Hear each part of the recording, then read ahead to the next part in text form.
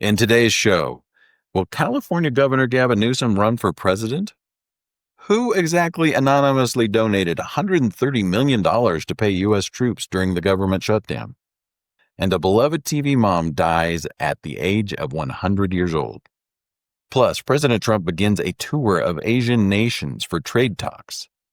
The air traffic controller shortage halts flights at LAX.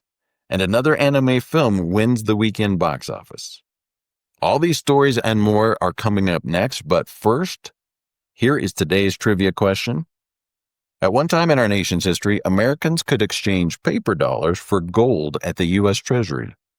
When and why did that stop?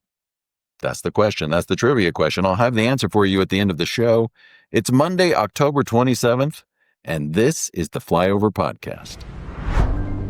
Welcome to the Flyover Podcast, taking you above the noise for an unbiased, high-altitude view of today's headlines with daily coverage that's honest and refreshing.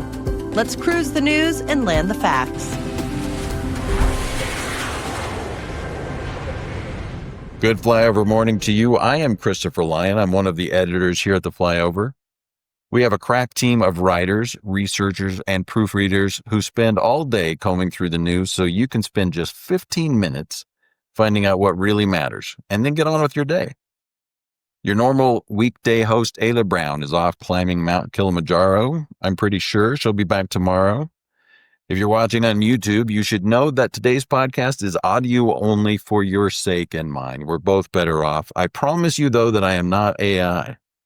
I am a fully carbon-based human life form, and I plan to mispronounce several words just to prove that to you. Let's take off with today's biggest headlines. Democratic California Governor Gavin Newsom indicated in an interview taped last week that he is considering running for president in 2028, with plans to weigh the decision more seriously after the 2026 midterm elections.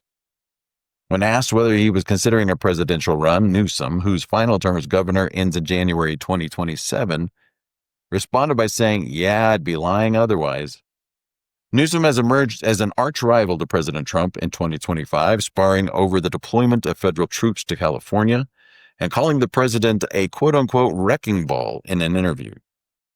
Speculation that Newsom might run for president took shape this year after he made visits to multiple Democratic battleground states, including South Carolina, which is slated to hold the first Democratic primary.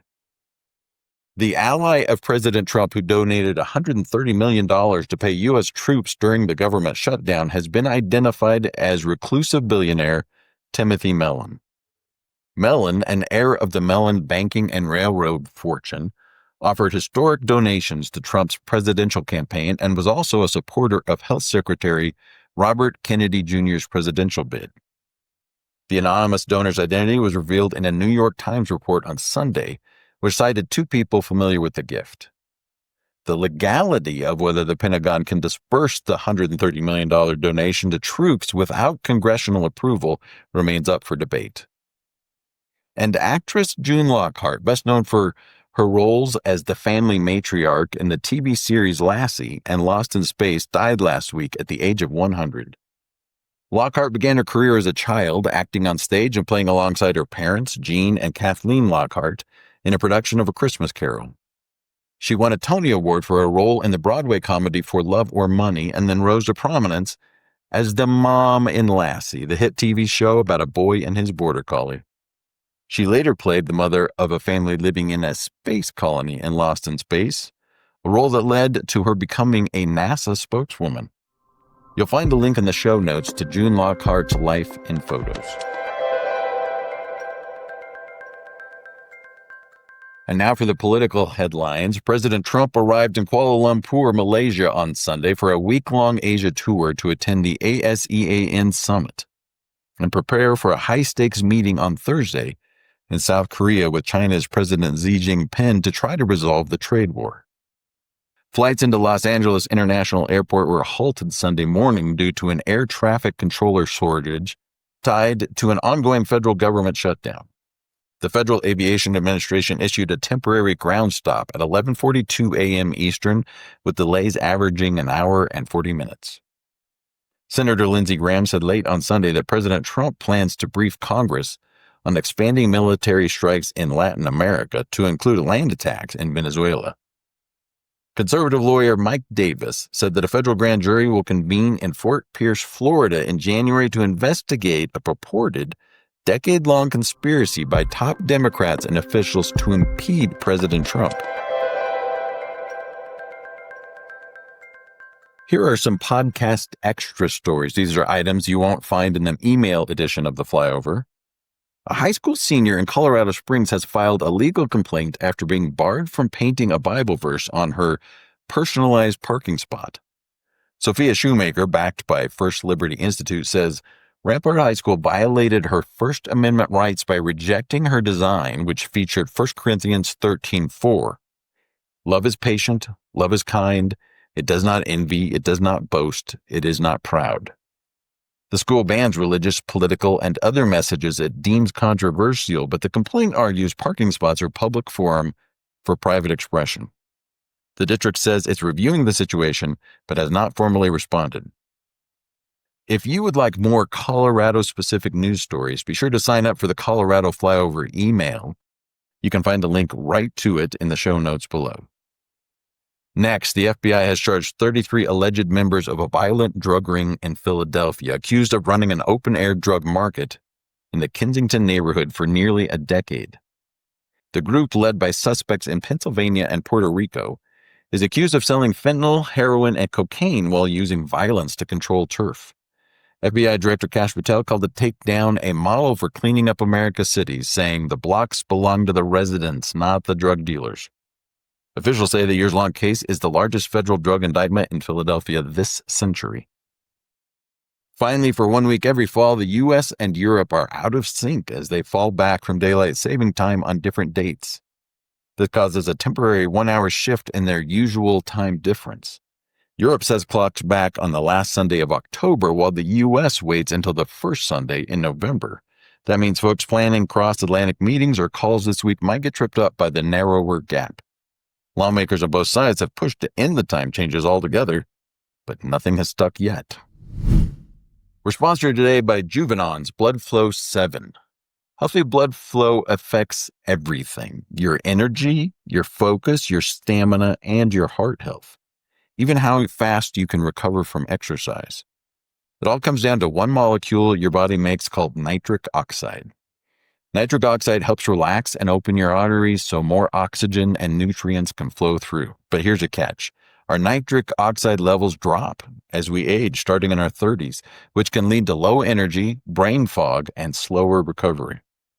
Juvenon's Blood Flow 7 has been shown to boost nitric oxide levels by 230% and help open arteries up to 62%, which supports better blood flow throughout your whole body. Just 1 dose a day. No caffeine, it's got no stimulants, it's doctor-formulated, science-backed, and made with premium natural ingredients. If you're looking for a natural way to support your heart, your brain, and your overall vitality, check out bloodflow7.com/TFO. Or just click the link in the show notes to learn more right now. One more time, that's bloodflow7.com/TFO, BLOODFLOW, the number 7.com/TFO. And now for a few business stories. The anime feature film Chainsaw Man took in a solid $8.5 million on opening day at the box office to beat out the Bruce Springsteen biopic, Deliver Me From Nowhere, and the film adaptation of Colleen Hoover's novel, Regretting You. Purchases using stablecoin, which link digital currency to the US dollar, have jumped by 70% since Congress passed legislation on stablecoin in July. The average price for a pound of ground coffee in the United States increased to $9.14 last month. That's a 41% increase from the same month last year, with sellers citing the impact from tariffs and poor weather for the increase. Here's what's happening outside the U.S. beyond our borders. French authorities announced Sunday that they arrested 2 men, one at Paris's Charles de Gaulle Airport, in connection with the heist of France's crown jewels, which are valued at an estimated $102 million. They were stolen from the Louvre Museum in Paris last weekend. Investigators are still working to recover the 8 stolen artifacts. Left-leaning independent Catherine Connolly, 68, won the Irish presidential election in a landslide victory Saturday, securing 63% of first preference votes against center-right rival Heather Humphreys' 29%. Hurricane Melissa rapidly strengthened into a Category 4 storm with 140-mile-per-hour sustained winds over the Caribbean Sea on Sunday, prompting a hurricane warning for Jamaica, where it is forecast to make landfall late Monday or early Tuesday. Now for sports. In the NFL, New England quarterback Drake May continued his breakout season, throwing for 282 yards and 3 touchdowns in the Patriots' 32-13 victory over the Browns. The Bills crushed the Panthers 40-9, snapping a 2-game losing streak, and the Jets won their first game of the season, edging out the Bengals in a 39-38 victory. In sad news, the legendary New York Jets offensive lineman Nick Mangold, who was selected to 7 Pro Bowls in 11 seasons, has died at the age of 41 from complications of a genetic kidney disease on Sunday. Round 1 of the Major League Soccer Cup playoffs kicked off on Sunday. The Philadelphia Union hosted Chicago Fire FC, the Vancouver Whitecaps played FC Dallas, and the Portland Timbers traveled to San Diego to face San Diego FC. You can click the link in the show notes to see those scores and the upcoming schedule. Lastly, in golf, Australia defeated the U.S. for its first LPGA International Crown title on Sunday.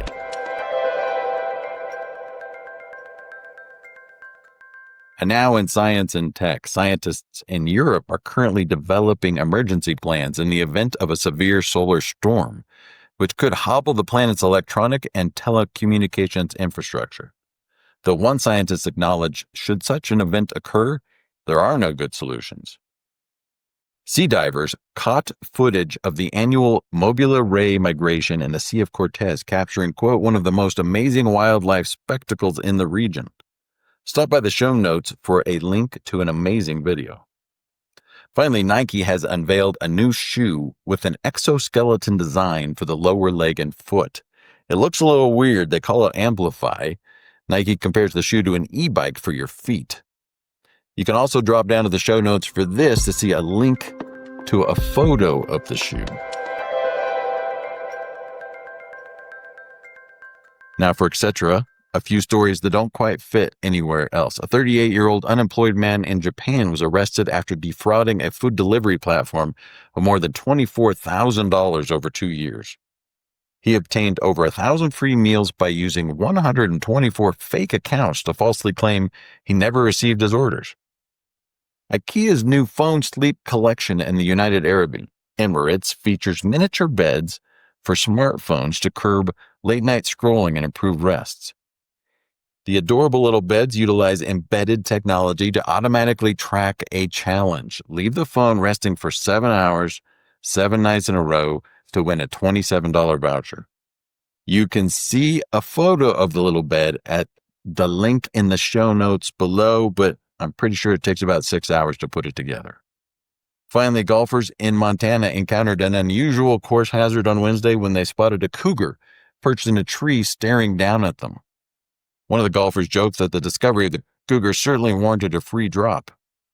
You can see a video of the cougar for yourself at yet another link in the show notes. These are great show notes today. And now here are the results of yesterday's poll question. What happens to the leaves in your yard? It's not a mystery. The leaves fall out of the trees into your yard, and the question is, where do they go? 26% of you said that you mulch them. 25% said you let nature do its thing, which I guess means you don't do anything. 22% said you rake, bag, and you're done.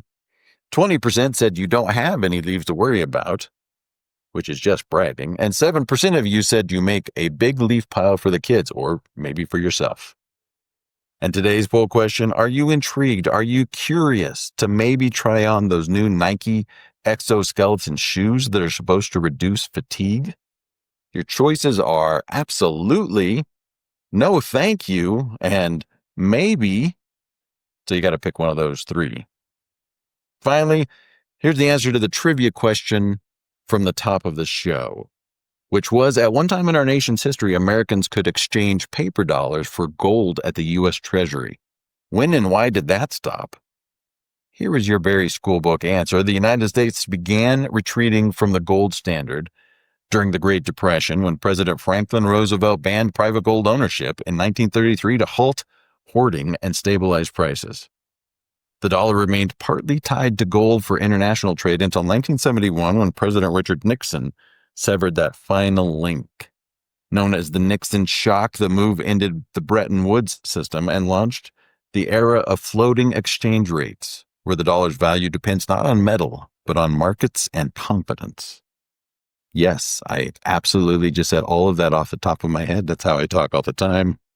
But now you know all that, which is great. That's it for the Monday flyover. Thank you for flying with us. We know you have a choice of news podcasts, and we're glad you chose this one. Ayla Brown will be back, and you'll be glad tomorrow. She'll have her camera on, and she'll have lots of great stories to tell you.